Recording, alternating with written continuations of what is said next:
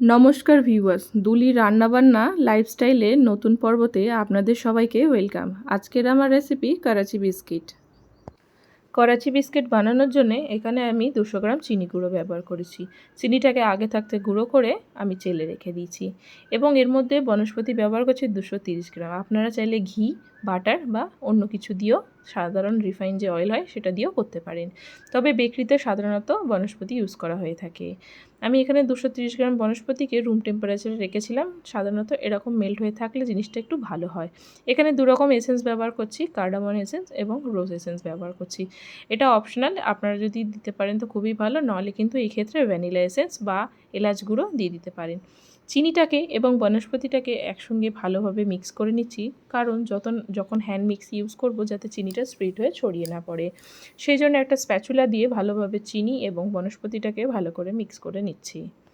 Mix হয়ে গেছে এখানে আমি একটি হ্যান্ড মিক্সকে দিয়ে 5 থেকে 10 মিনিট এটাকে একটা লাইট ফার্ম টেক্সচার আসা পর্যন্ত এটাকে বিট করে নেব। বিটারের স্পিডটা কিন্তু মিডিয়াম রাখতে হবে, বেশি হাই স্পিড রাখলে কিন্তু ভালো বিট হবে না। এই ক্ষেত্রে যতক্ষণ না বাটারটা সাদা হয়ে যাচ্ছে ততক্ষণ এটাকে বিট করতে হবে। যখন একটা সাদা লাইট টেক্সচার চলে আসবে ঠিক এরকম, সেক্ষেত্রে বিটারটা বন্ধ করে দিতে হবে এবং বাটারটা কিন্তু খুবই সফট হয়ে যাবে। আমি স্প্যাচুলার দিয়ে টেনে দেখাচ্ছি এবং উঠেও রঙটা দেখে নিচ্ছি। ঠিক এরকম একটা সাদা টেক্সচার দরকার। এই পর্যায়ে আমি যে ড্রাই ইনগ্রেডিয়েন্টসগুলো বিস্কিটের জন্য এখানে 500 গ্রাম ময়দা ব্যবহার করেছি। আমি যেহেতু বিক্রি পারপাসে করছি তাই ময়দা দিচ্ছি, আপনারা চাইলে আটা দিয়ে বানিয়ে নিতে পারেন। এবং 30 গ্রাম কাস্টার্ড পাউডার দিচ্ছি, ভ্যানিলা কাস্টার্ড দোকানে বললে সহজেই পেয়ে যাবেন। এবং কাজু এখানে ছোট ছোট করে কেটে 30 গ্রাম ব্যবহার করছি এবং টুটি ফ্রুটিও সেম 30 গ্রাম ব্যবহার করছি।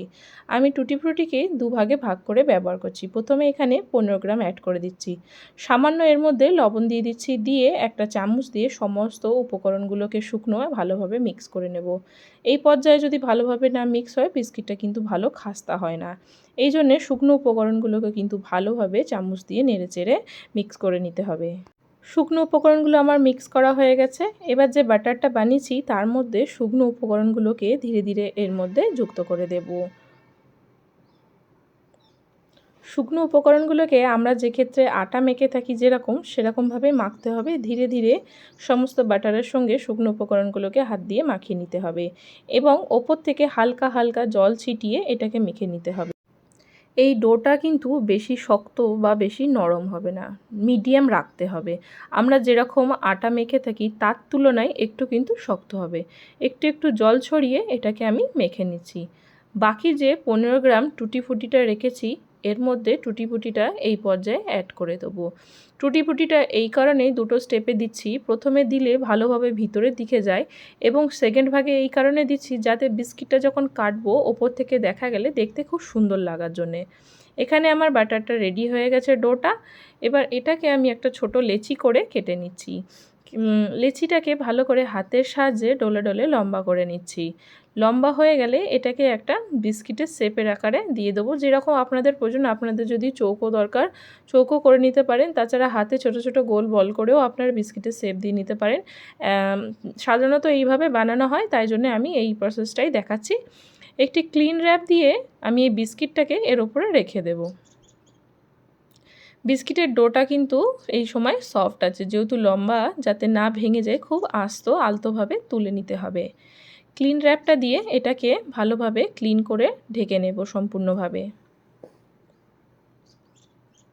খুবই আস্তে ধীর গতিতে করতে হবে, নাহলে কিন্তু বিস্কিটটা ভেঙে যেতে পারে। এইভাবে 2-3 পাক ক্লিন র্যাপের মধ্যে আমি ঘুরিয়ে নিচ্ছি এবং দুদিক দিয়ে মুখ দুটো চেপে দিচ্ছি, দিয়ে কাঁচি দিয়ে কেটে দিচ্ছি। এইভাবে বাকিগুলো আমি তৈরি করে নেব। বাকিগুলো আমার তৈরি হয়ে গেছে। এটাকে ফ্রিজে 2 থেকে 3 ঘন্টা রেখে দিচ্ছি। 2 থেকে 3 ঘন্টার পর ফিরে আসছি, এটাকে আমি কেটে দেখিয়ে দিচ্ছি।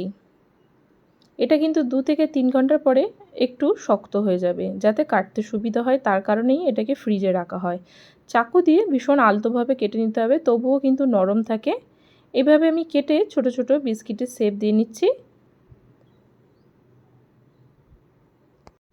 এইভাবে সমস্ত বিস্কিটগুলো রেডি করে নিচ্ছি। ওটিজিতে 160 ডিগ্রিতে 20 থেকে 25 মিনিট বেক করে নিলেই বিস্কিট কিন্তু রেডি। ভিডিওটি যদি ভালো লেগে থাকে লাইক শেয়ার সাবস্ক্রাইব করার অনুরোধ রইল।